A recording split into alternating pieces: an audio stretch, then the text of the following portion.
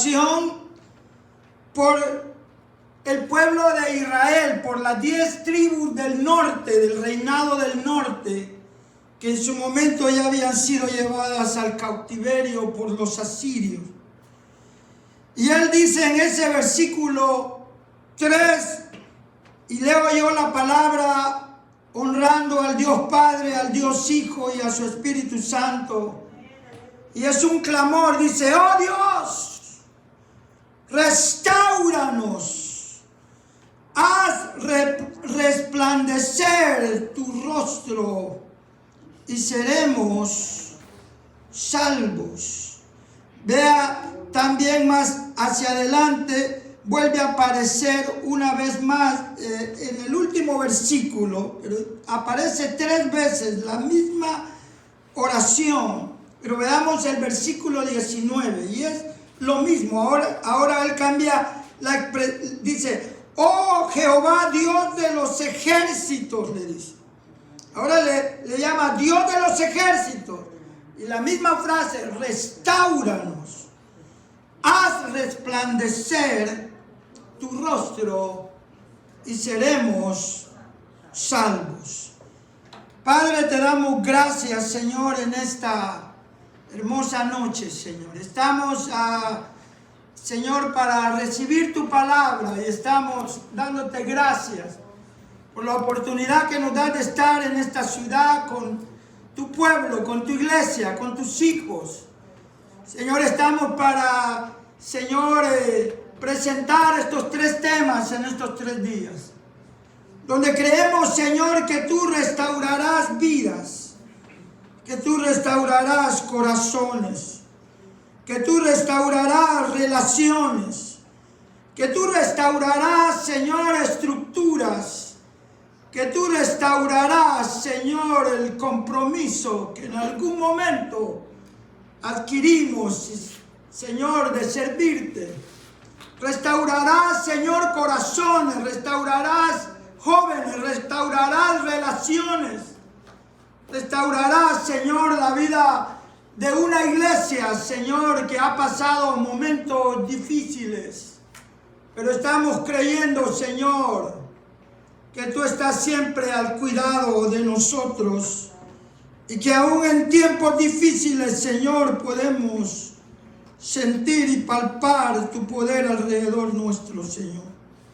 Bendice cada corazón, abre nuestros corazones, abre nuestro entendimiento para recibir de una manera correcta los mejores conceptos que tú tienes para nuestras vidas, Señor, en cada noche. Señor, en el nombre de Jesús oramos, Señor. Amén y amén. Puede tomar su lugar y no deje de adorar a Dios. Vamos a hablar los 3 días de tiempos de restauración. Pero pensemos, en primer lugar, definamos la palabra restaurar. ¿Qué es restaurar? Restaurar, dice el diccionario, y le traje la definición más sencilla. Dice, es poner una cosa en el estado o estimación que antes tenía. En otras palabras, es volver al estado original de algo. ¿Verdad? Usted sabe, cuando se construyó este edificio, se usó, ¿verdad?, un diseño y se hizo el edificio original, ¿verdad?, como el arquitecto se lo imaginó. Pero de momento, con el correr de los años, se va deteriorando. O de momento se le van haciendo cambios, que ya no nos gustó aquí estas ventanas, que le colocamos una división y cambia el diseño original. La vida es así, la iglesia es así. El plan de Dios, de hecho este libro, la palabra de Dios, yo le llamo el manual de Dios, el manual del diseñador. ¿Sabía usted que él diseñó el matrimonio? El invento del matrimonio fue de parte de Dios, ¿verdad? Él en este libro encuentra todo lo que necesitamos para ser felices y para vivir en paz con nuestro Dios. Pero aún si desde la primer pareja, vamos a decir en el estado original, ellos estaban ahí en el huerto del Edén. Y eran felices, tenían comunión con Dios. Pero de momento apareció, usted ya sabe la historia, el padre de mentira y les engaña. Con que Dios les ha dicho que si comen de ese árbol, y usted conoce la historia. Y el hombre pecó, la mujer pecó. Y desde ahí, desde ese primer pecado original, el hombre perdió su diseño original. Perdió la comunión con Dios. Pero si usted va también al huerto del Edén, porque cuando hay problemas tenemos la tendencia a querer esconder el problema. Aunque ya no me diga amén. Porque hay gente que quiere esconder el problema. Y el problema está ahí. Como cuando le prende una luz en el carro. Le prende el check engine light. Tenemos 3 opciones. La primera opción, ignorarla. Y usted se hace loco. Y dice. La segunda opción es, algunos hacen para que ¿verdad? Los que suben al carro no le miren la luz, ponen algo ahí. La cubren. Y la tercera opción es llevarlo al taller o al mecánico. Para que descubran cuál es el problema. Oímos un ruido feo en el carro, que es lo que hacemos muchas veces, le sube volumen al radio y lo ignora. Y muchas veces el problema está ahí. Adán y Eva tuvieron la tendencia de esconderse con huertos. Estaban ya desnudos, sentían ya vergüenza, pero se desnudaban, se cubrían su desnudez. Y Dios, que es un restaurador, Él siempre busca restaurar. Aleluya. Y nos va a buscar para restaurarnos. Y Él baja al huerto. Adán, ¿dónde estás? Tuve miedo y me escondí. Pues hablemos. Porque de eso se trata. Y comienza el proceso de restauración. Cuando hablamos con Dios. Cuando le decimos, Señor, hay problemas en esto. Y usted sabe, tú conoce el final de la historia de la restauración de la primer pareja. Aunque fueron expulsados del huerto del jardín, pero ya no iban con delantales de hojas de higuera, sino iban con su ropa, porque Dios les vistió. Y para que hubieran esas pieles, esas vestimentas de pieles, tuvo que haber un sacrificio. Y Dios los mandó ya restaurados. Entonces restaurar es poner algo en ese estado original, es restaurar el orden. Ve algunas palabras sinónimas. Restaurar es recuperar algo, es recobrar, es reparar. Cuando usted ha dañado una relación, tiene que repararla. Cuando usted ha tomado algo que no es suyo, tiene que restituirlo. Eso es restaurar. Componer, reponer. Habla también de renovar, de restablecer y de restituir. En Jeremías 15:19, esto le responde el Señor a Jeremías. Jeremías estaba profetizando que iban a ser llevados cautivos por los babilonios a Judá. Y le dice a Jeremías ahí en el capítulo 15, si regresas a mí, porque de eso se trata, de volvernos a Dios. ¿Cuántos dicen amén? Amén. De verdad, de verdad. De eso se trata, de volvernos a Dios. Si regresas a mí, le dice, te restauraré para que puedas continuar sirviéndome, le dice. Si hablas palabras beneficiosas en vez de palabras despreciables, le dice al profeta, serás mi vocero, serás mi heraldo, mi mensajero. Tienes que influir en ellos, le dice. No dejes que ellos te influyan en ti. Porque hermanos, de momento, y gloria a Dios por ese drama que me va a servir mucho para esta presentación. La iglesia está así. Nuestro mundo se está cayendo en pedazos y la iglesia está dormida. Nuestro mundo está pidiendo a gritos ayuda y nosotros metidos en las redes sociales, enredados.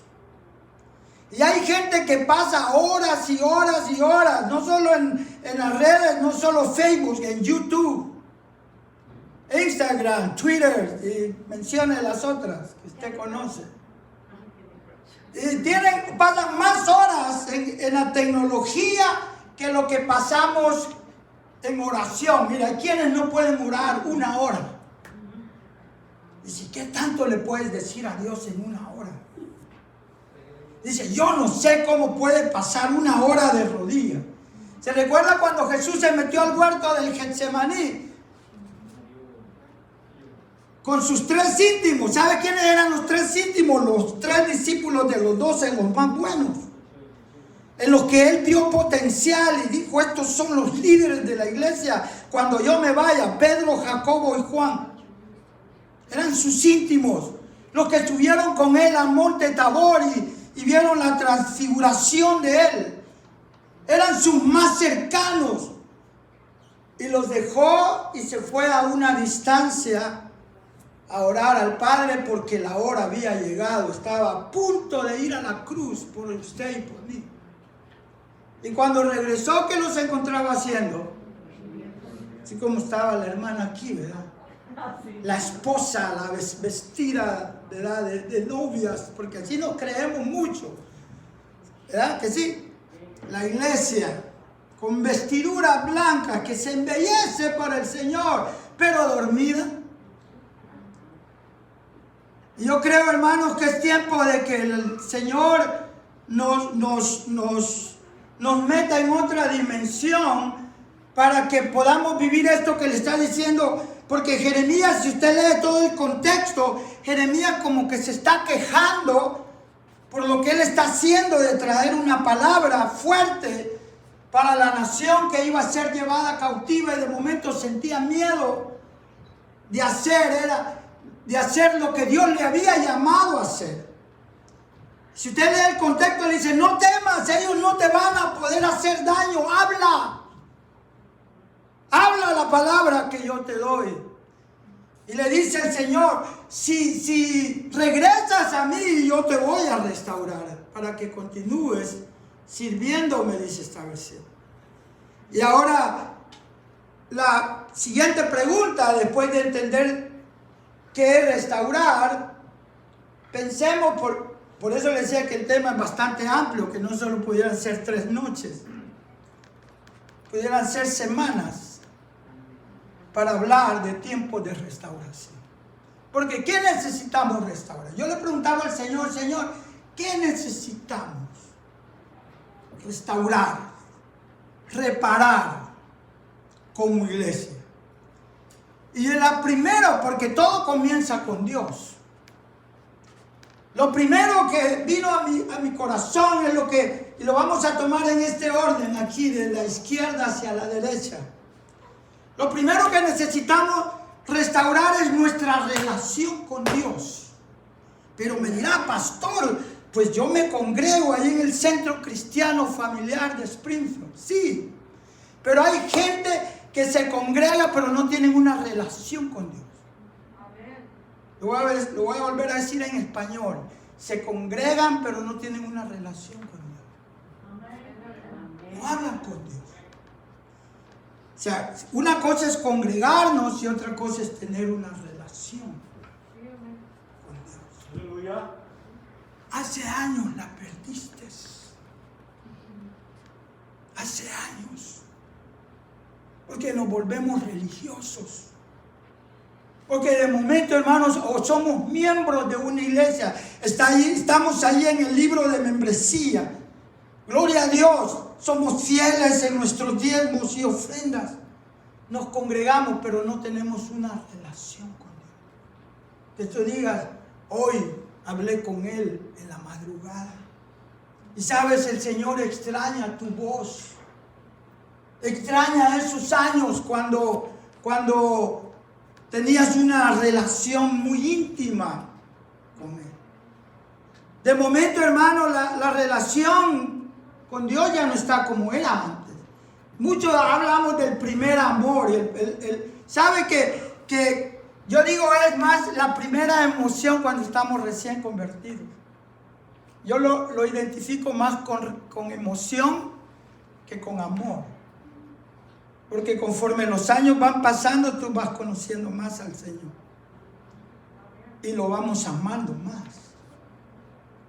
Y vamos conociendo más de su gracia, de su misericordia. Y como sabemos que su gracia es abundante, por eso a veces nos volvemos así. ¿Sí? Como decimos, a Él es perdonador, Él es restaurador. Y por eso, de momento, le fallamos.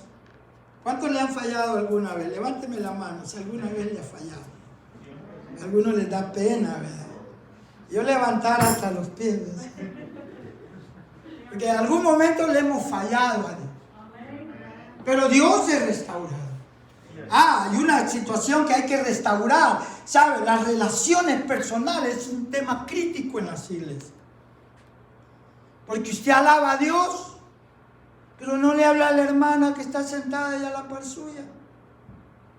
O se fue a sentar a aquel extremo porque no quiere estar cerca de la hermana esa que llega.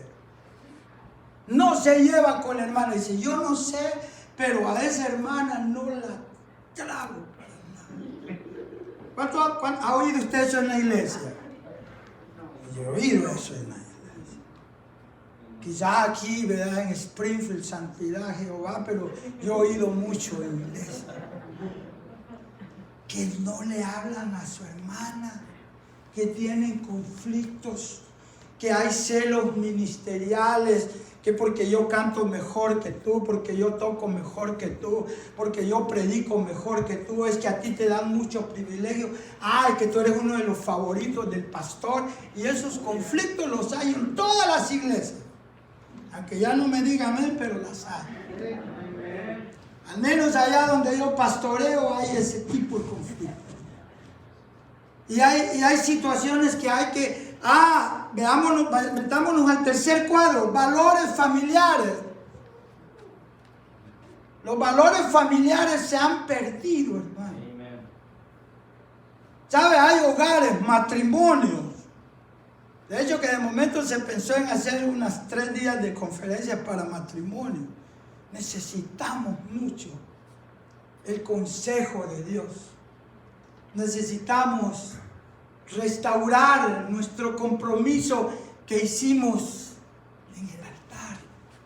Dice, hoy que estoy viviendo yo bien de cerca, pero bien de cerca y bien fuerte la situación con lo de mi esposa.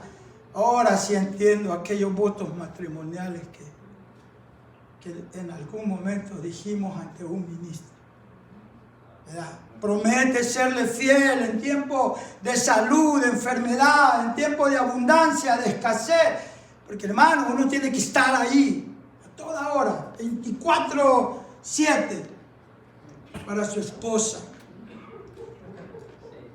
Digo yo, pues por ahí oigo risa, ¿verdad? Los valores familiares, las relaciones. ¿Sabe de qué hay? Déjeme meterme. A mí me dieron tres días de hablar. Me dijo el pastor, vamos a tocar este tema, tiempo de restauración. La iglesia necesita que hablemos de esa realidad. ¿Sabe usted de que tantas relaciones, y le voy a dar un ejemplo de situaciones que se dan bíblico, libro de Lucas, capítulo 19, capítulo 15, de Lucas, ahí hay 3 parábolas. La parábola de la oveja perdida, la parábola de la moneda perdida y la parábola del hijo pródigo, que pide su herencia, porque allí habían conflictos en su. No sé qué hizo a ese muchacho decir, dame la parte que me corresponde, y yo me voy, y se fue, y usted sabe la historia.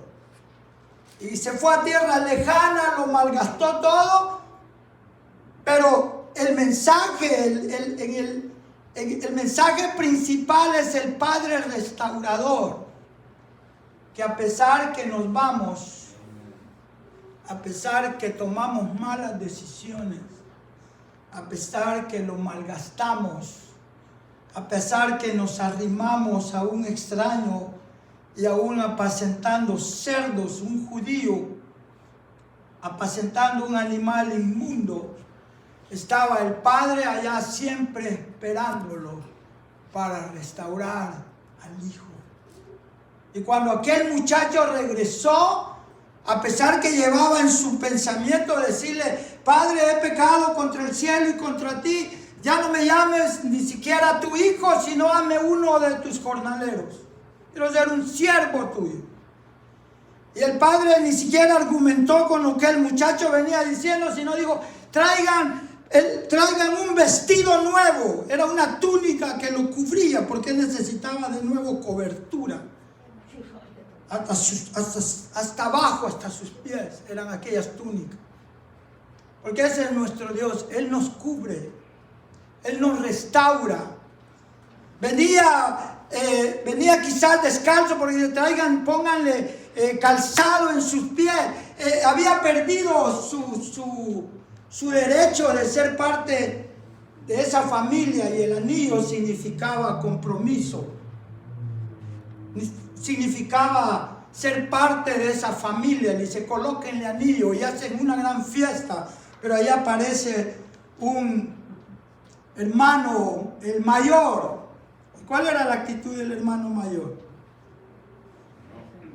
No quería entrar a la fiesta, no quería celebrar, porque el menor había regresado. Dice: ese malagradecido, ese que lo malgastó todo.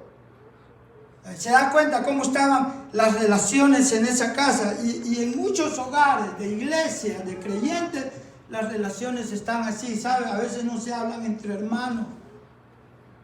Hijos no le hablan por años a la mamá. Dice: esa señora no es mi mamá. Dice: esa vieja, dice. ¿Sí? Yo he oído decir así: no es mi mamá. Mi mamá, esa es mi abuela, es la que me crió. Ella me abandonó allá en Guatemala, allá en El Salvador. Mi mamá es... Y señalan a la abuela como son. Y hay una pésima relación de padres a hijos, entre hermanos, entre primos. Y los valores familiares se han perdido. Matrimonios, hermanos, en serios conflictos. Muchas veces, discúlpenme lo que voy a decir, la iglesia se vuelve como una salida de escape. Porque el único lugar donde es feliz es la iglesia. Y la hermana viene corriendo y quiere ver a los hermanos y quiere adorar a Dios aquí. Pero lo que menos quiere es estar allá en casa, porque allá está aquel ogro. Aquel hombre que la trata mal. Y algunas veces va también a la iglesia. Viene menos, ¿verdad? Pero viene a la iglesia. Pero la hermana es feliz en la iglesia, porque la iglesia se ha vuelto su salida de escape a una realidad que necesita ser confrontada por el Espíritu de Dios. Si alguien tiene oídos para oír, oiga lo que el Espíritu de Dios dice. Porque muchas veces, hermanos, tenemos esa situación. Y Dios es un Dios restaurador. Si nos vamos a meter a hablar de claros ejemplos de vidas que fueron restauradas, hay muchas en la Escritura. Hay muchas en la Escritura. Le pudiera yo mencionar algunos nombres de hecho, uno de ellos fue David. David, en su momento, el hombre conforme al corazón de Dios. Pero hay en 2 de Samuel un capítulo que quizás nadie quisiera que estuviera allí, sobre la historia de David. El capítulo 11 de 2 de Samuel, donde todos los reyes se fueron a la guerra, pero David decidió quedarse en su terraza, en su palacio.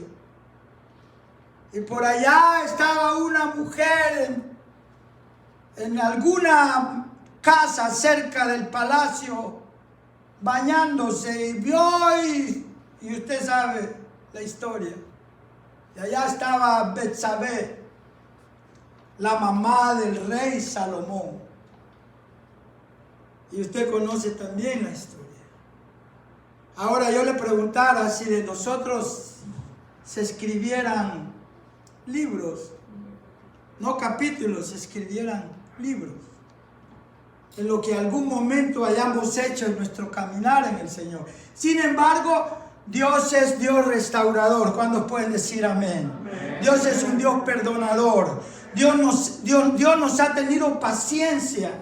Y estamos, hermanos, parados en este lugar por la bendita misericordia de Dios. Pero Dios sigue esperando, ¿verdad?, esas oportunidades para que nosotros nos acerquemos a Él, ¿verdad? Y vengamos y nos pongamos a cuenta.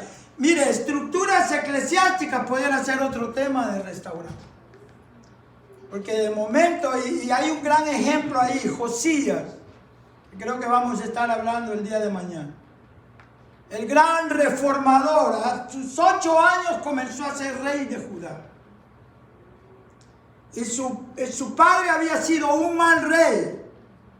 Su abuelo había sido un mal rey. Pero su bisabuelo Ezequías había sido un buen rey. Quizás no lo conoció. Pero ambos, tanto Ezequías como Josías, fueron reformadores, fueron restauradores. Y lo primero que Josías se dio cuenta es que el pueblo había abandonado la palabra de Dios. Y encontró el libro. Le pidió a un sacerdote: léeme lo que dice en ese libro. Y le leen el libro de la ley, le leen los mandamientos, le leen la Torá. Y dice: estamos mal. Y comienza una reforma, porque los restauradores se vuelven reformadores. Y eso es lo que Dios quiere. ¿Cuántos dicen amén? Amén. Yo quiero ser un reformador. Yo quiero ser un restaurador deportivo. Pero hermano, para yo poder ir a restaurar a otro, tengo primero que ser restaurado. ¿Cuántos están entendiendo esto? Porque todo comienza con Dios.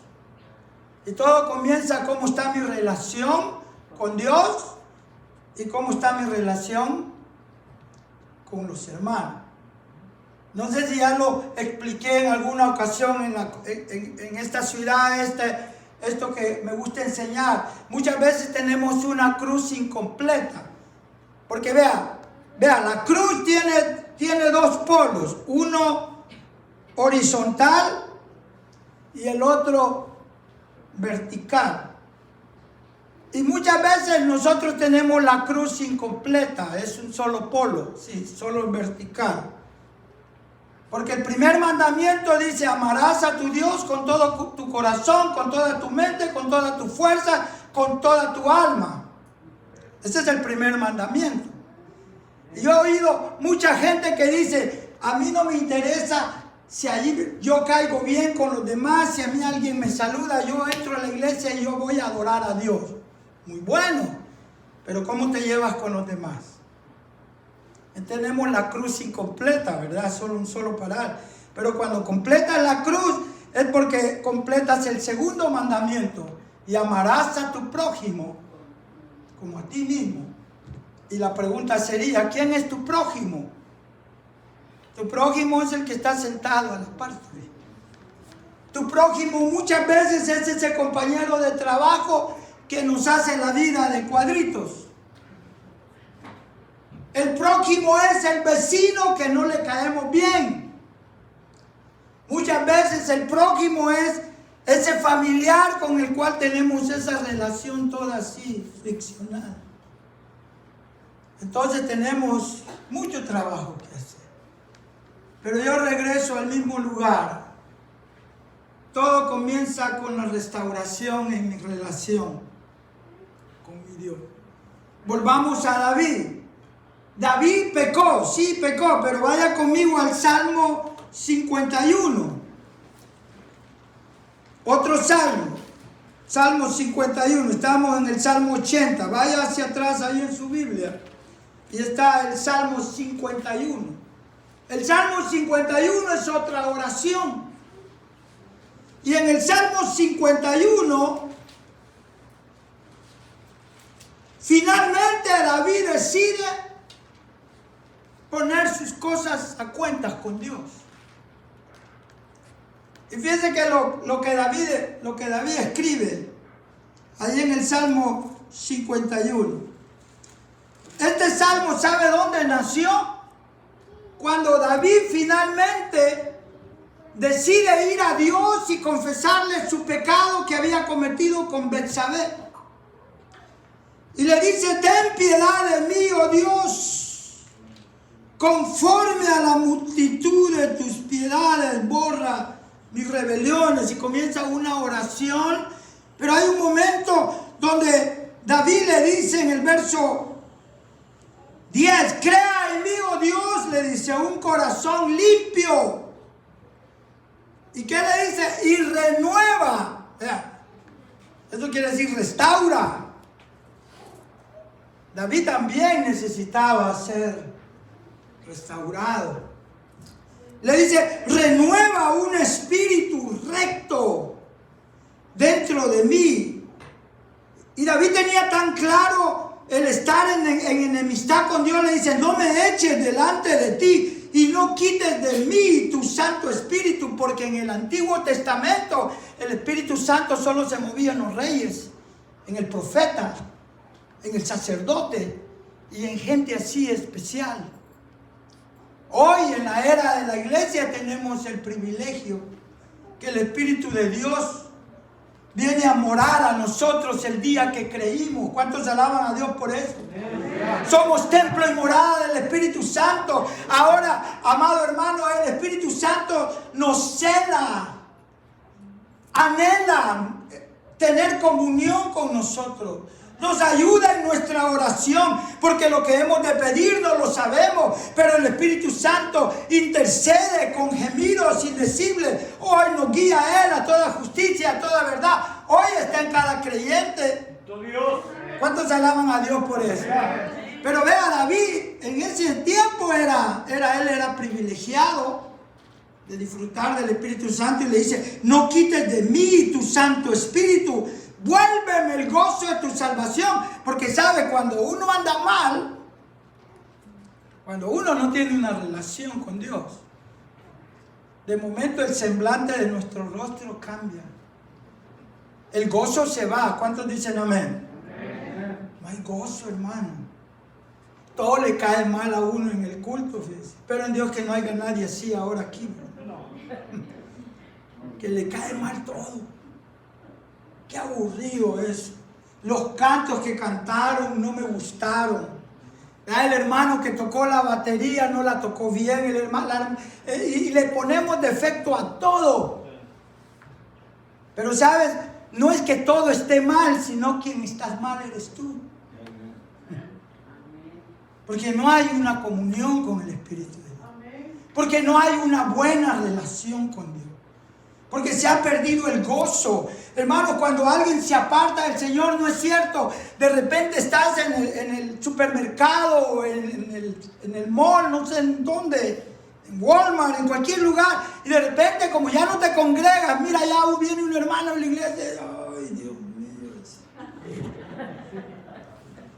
Y ya me va a invitar al centro familiar cristiano.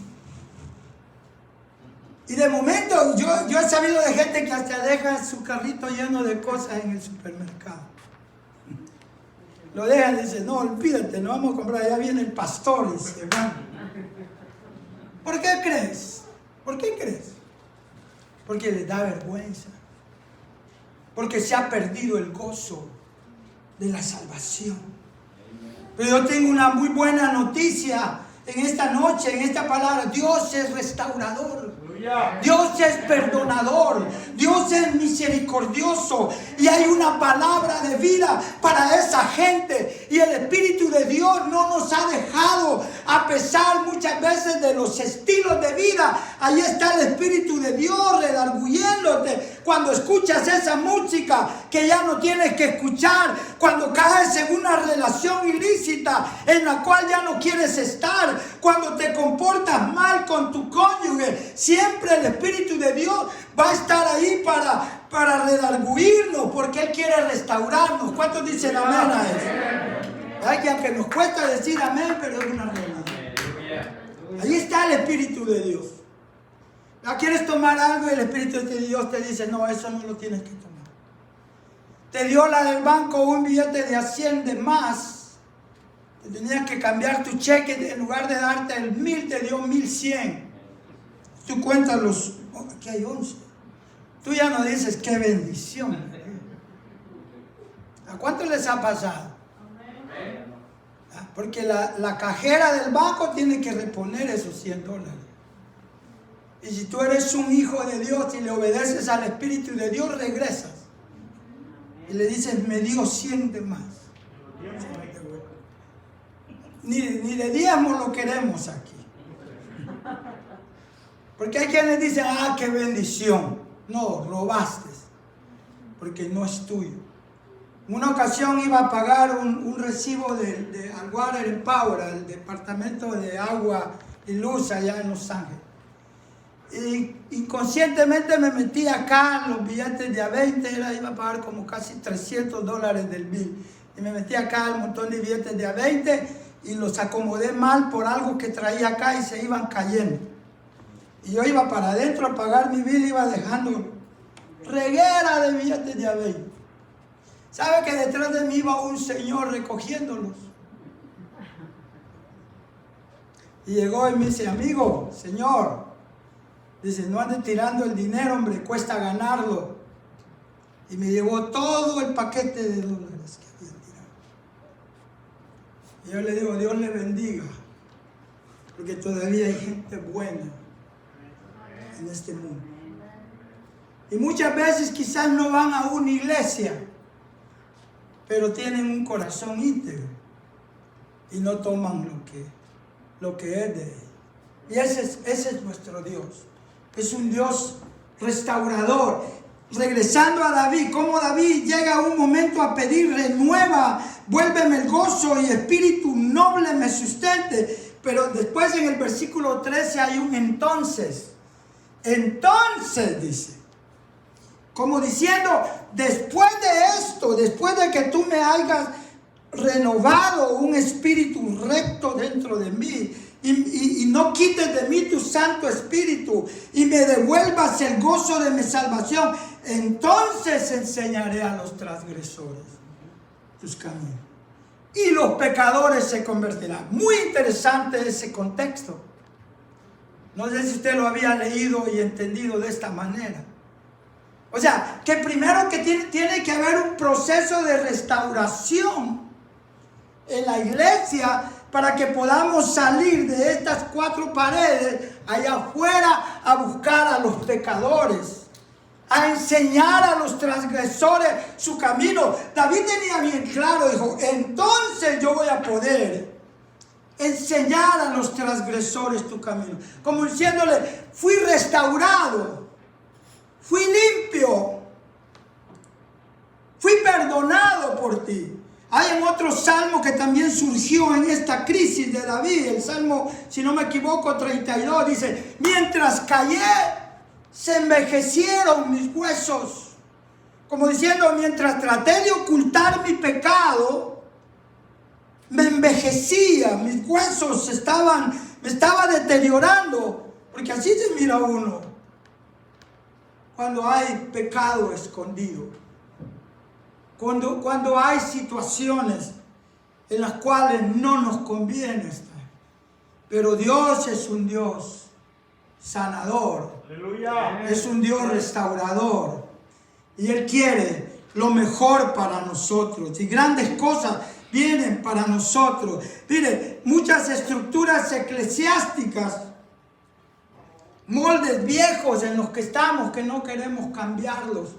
¿Sabe? Hoy la pandemia nos trajo a reinventarnos, a rediseñarnos, no sé qué otra palabra, recrear nuestros sistemas. Porque de momento dijeron, hay que cerrar, no hay que salir, hay que quedarnos en casa, porque esto fue algo global. Usted lo sabe. Millones de personas perdieron sus vidas. Y dijeron, tenemos que cerrar.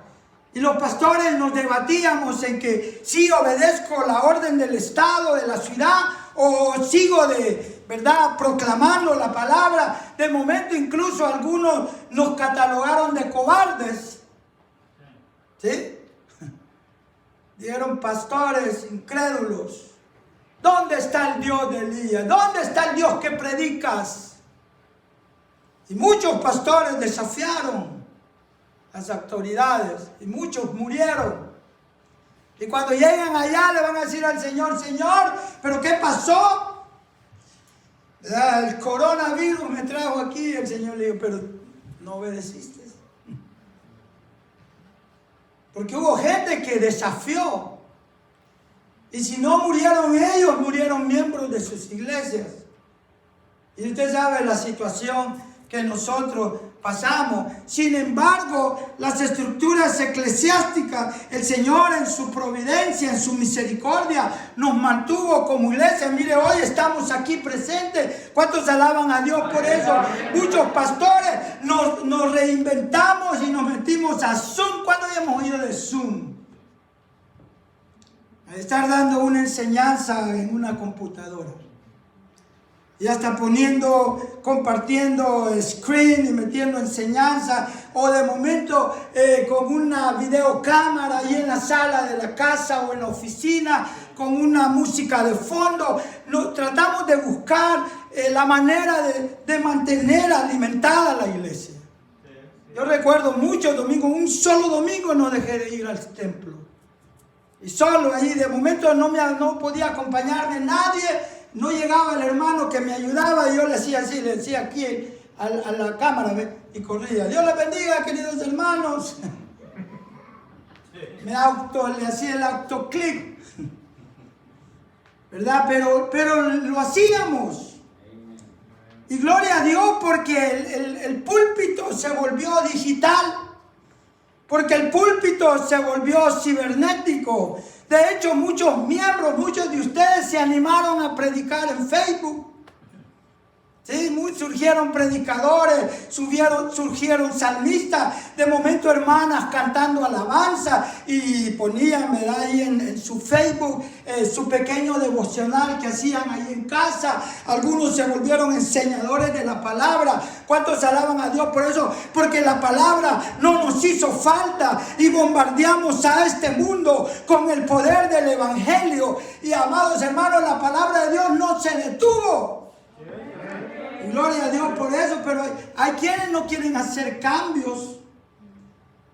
No queremos renovar o restaurar las estructuras eclesiásticas. Y como así lo hicieron nuestros padres de la iglesia hace 40 años, ¿verdad? Después de 40 años siguen enseñando el mismo manual de doctrinas. Yo conozco a quienes dicen, no, es que ese manual lo escribió el fundador, y hace 40, 50 años, y no admiten ser restaurados. Compromiso en el liderazgo. Otro tema que se necesita tocar, se necesita restaurar. Mire, un hombre que fue desafiado y fue restaurado. Váyase al capítulo 21 del Evangelio de Juan, y ya no lo voy a leer. Le decía yo que los tres íntimos del Señor eran Pedro, Jacobo y Juan, y siempre menciono a Pedro como el número 1. Porque si alguien tenía un potencial de los 12, era Pedro. Y alguien era apresurado y arrebatado para hablar y dijo tantas cosas, era Pedro. Pero Pedro fue el que dijo cuando él preguntó, ¿y para ustedes quién soy yo? Y él le dijo, tú eres el Cristo, el Hijo del Dios Santísimo. Y el Señor le dijo, bienaventurado eres Pedro, porque no te lo reveló carne ni sangre, sino mi Padre que está allá en los cielos. Por tanto, yo a ti te digo, tú ya no te llamarás Simón, sino que serás Pedro, y sobre esta piedra edificaré mi iglesia, como diciendo, sobre esa declaración que acabas de hacer, edificaré mi iglesia y ni aun las puertas del infierno prevalecerán contra ella. Pedro fue aquel que le dijo, si eres tú, permite que yo vaya a ti. Cuando Jesús caminaba sobre el agua y se bajó de la barca y caminó sobre el agua. Aleluya. Ese era Pedro. Pedro era cosa seria. Sin embargo, Pedro negó a Jesús. ¿Sí? Ante una criada. Le dijo, tú eres uno de ellos. No, dice, no lo conozco a ese hombre. Y lo negó con maldición. Y el Señor le había dicho, antes que cante el gallo, tú ya me has negado. ¿Cuántas veces lo negó? 3 veces. El gran Pedro. Aquel Pedro que era tan arrebatado para hablar que aún cuando estaba allá arriba en el monte Tabor, que se apareció Elías y Moisés y Jesús se transformó. Qué privilegio de hombre. Siempre estaba ahí a la par de Jesús. Y dicen los historiadores, no lo va a encontrar en la Biblia, que durante el imperio del emperador Nerón fue llevado a la crucifixión por causa del evangelio. Y Pedro dijo, yo no soy digno de morir como mi Señor murió. Y le pidió a sus verdugos que lo crucificaran con la cabeza hacia abajo. Y así dio su vida por el Señor. Pero Pedro, si usted va al libro de Juan, capítulo 21, ya había regresado a sus andadas. Viene y llama a 6 más y se van 7 discípulos de nuevo a la pesca. Y Jesús decide ir a restaurar a Pedro, ahora ya resucitado. Dice, yo voy por ese líder, por ese hombre, ese potencial que tiene Pedro. Y va y lo restaura. Dice, Pedro, ¿me amas más que a estos? Pedro, y en 3 veces, así como lo negó 3 veces, le pregunta 3 veces, ¿me amas? Y al final de ser restaurado, ahí en Tabná, a las orillas de Galilea, le dice, cuando eras joven te ceñías e ibas a donde tú querías, pero vendrá el Espíritu Santo y te va a ceñir y te va a llevar donde tú no quieres ir. Hablando sobre la muerte que iba a experimentar. Y usted lo acabo de mencionar, murió crucificado según los historiadores, cabeza abajo por causa del Evangelio. Pero aún los grandes hombres de Dios han necesitado en algún momento pasar por un proceso de restauración. Yo le invito en esta hora a ponerse de pie. Yo concluyo con ese último cuadro y quizás invitar a mis hermanos del Ministerio de Alabanza si pueden venir y adoramos a Dios por unos minutos. Pudiéramos hablar también de nuestro compromiso. Yo he escrito ahí generacional. Porque oiga esto, yo acabo de mencionar del gran reformador Josías, ¿sí? Josías fue un gran reformador. Su papá fue un mal rey. Su abuelo fue un mal rey, pero Ezequías, que fue el bisabuelo, fue también un reformador. ¿Qué me enseña esto? Que muchas veces nosotros podemos ser reformadores, podemos ser restauradores y podemos bendecir la vida de nuestra generación. Yo quiero bendecir a la vida de mis hijos. Yo quiero ser un hombre que modele un estilo de vida de un buen hijo de Dios a mis nietos. Sí, está conmigo. O sea, quiero dejar claro ese compromiso generacional